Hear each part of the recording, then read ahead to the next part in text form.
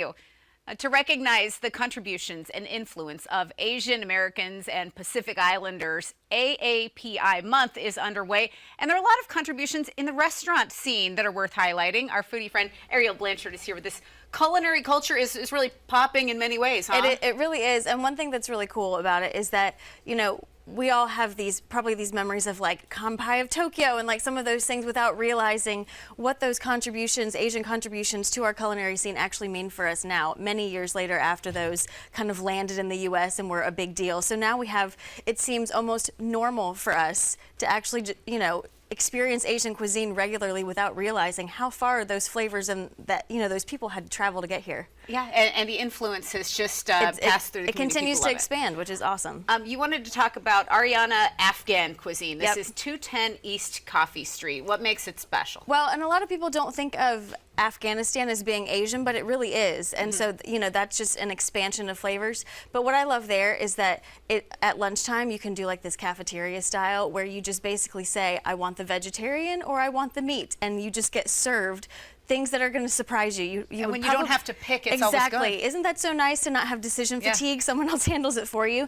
And then she's expanded to dinner, and then you can actually make more conscious choices about your food. But again, it's probably going to be dishes that you don't necessarily recognize because of the language, and they're super helpful at explaining what you're getting there. And also the tea service they do there, always get the tea. It's just really delicious, and it's just slightly different flavor than our sweet tea that we're used to. So you're kind of adventurous to go in, but then you find out really great, and it's really great, and it's comfort food. I mean, it really is. It just makes you feel good when you eat it, and you feel better when you leave there. I feel good thinking about it. One favorite Thai place for many of us, Kanaka's Thai Kitchen on Haywood Road.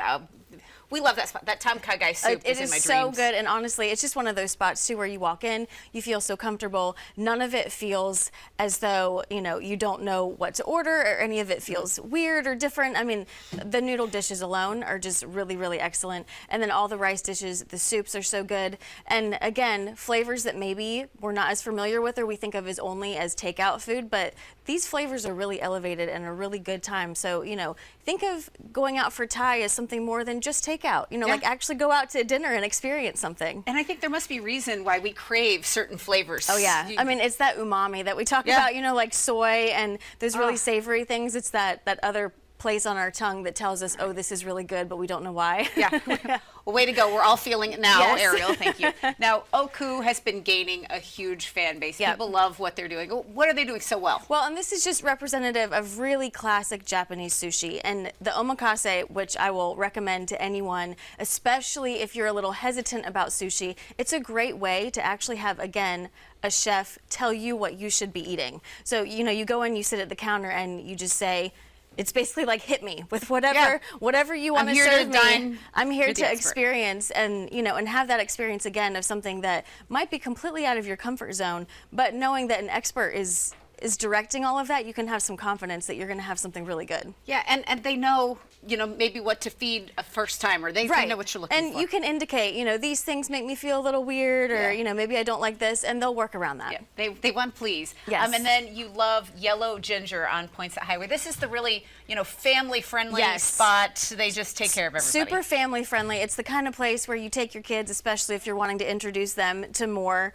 to expand their palates. It's, there's always going to be kids in there. It's always going to be a casual environment. But again, really fresh flavors. And Malaysian cuisine is not something that we necessarily talk about. We always hear about Chinese or Japanese, maybe even Vietnamese and Thai, but Malaysian is still right in, in that Indonesian area in Asia. And again, flavors that are similar to if you like Thai and if you like Vietnamese, similar flavors, but just done in a little bit different way. That again, it's just like it's expanding your mind and your palate, and you're taking a little tour around the world. Yeah, and it's just visually, it's just fun. Beautiful. It's beautiful in there too. Several pop-ups to mention too in this category. So we've talked a lot about Sumbar being a place in Greenville that is really helping boost pop-ups, and there are several that are using Sumbar now to getting that boost. So Lolo Celi is a new Filipino-inspired pop-up. Takam is one that we've talked about that they're kind of ramping up a little bit, and then Salome's is one that you see at farmers markets and sometimes at places you would see food trucks. Those are Filipino-inspired. So again,